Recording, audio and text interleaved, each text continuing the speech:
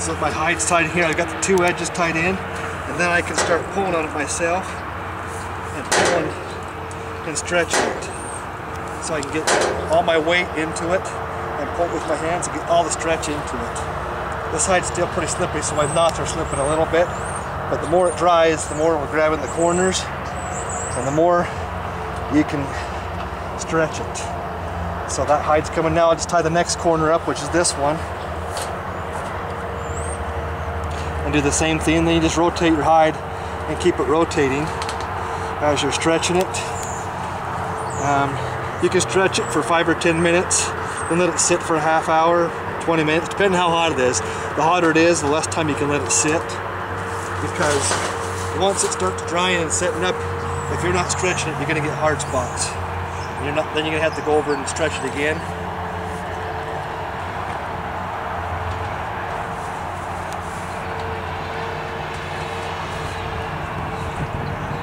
So this is another method that I use by myself. Another thing that I'll do is I'll go out here and I'll clamp on the corners and I'll spread it out with my feet and here, and I'll just pull it up and stretch it out as I go up to keep it stretched. And like I said, as it dries, I'm going to go in and I'm going to patch these holes up. I've got a needle and thread that I patch them up those with, so it gives you more material to work with in the end. This side needs to be trimmed up because I've got a lot of pieces where it's cut skin and where it's torn. I'll just trim those up because they're not usable to me, like this edge here in a minute. Then I'll just rotate it. So now I'll stand on here and I'll stretch that. That way I'm getting a good stretch as well, rotating the hide and stretching those fibers. Then I'll just keep rotating it and stretching it.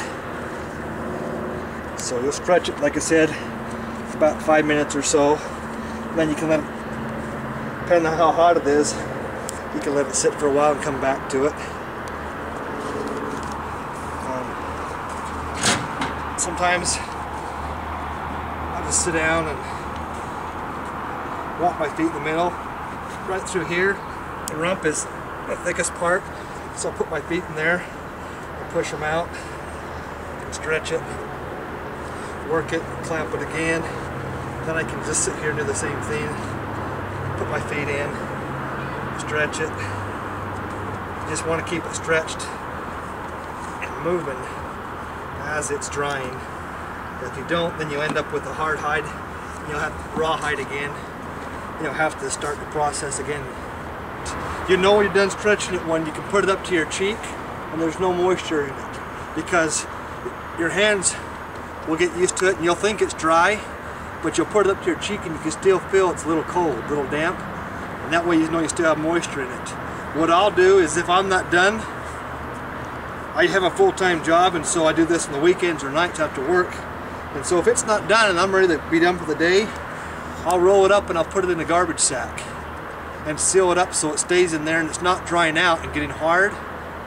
And depending on how long you're going to let it sit, you can throw it in your freezer and freeze it, or you can just have it in there until you get back to it the next day and pull it out and start working on it again until it's done. This one is almost done. It's in a different stage. As you can tell, these hides are white. They're not the chrome color you get from the factory. They're white like this, and if this was to get wet again, I would have raw hide, so it wouldn't do me any good. So one of the last things you do after you get this all stretched out, and this one's almost there, is you're going to smoke them. And we'll talk about that at a different time, there's different methods. I got something that works for me, but you can find what works for you. And as you smoke them, the creosote and the chemicals in the hides make it so that when it gets wet again, it doesn't go back to raw hide. It stays nice and soft as it dries. This is an elk hide that I tanned for a lady. I smoked it last weekend. I got one hot spot, but I was having trouble with my smoker. But that changes it from the white we saw earlier to this color here. And that smoke is what makes it so that when it gets wet, it doesn't go back to rawhide. So you're not having to start all over again. Hopefully you really enjoyed this video and feel like you learned a lot about brain tanning and you're ready to try it out for yourself. Justin makes a great instructor. We've got some more videos coming up with him doing smoking hides, and we're also going to do a couple more about turning the hides into moccasins and possibly some pants.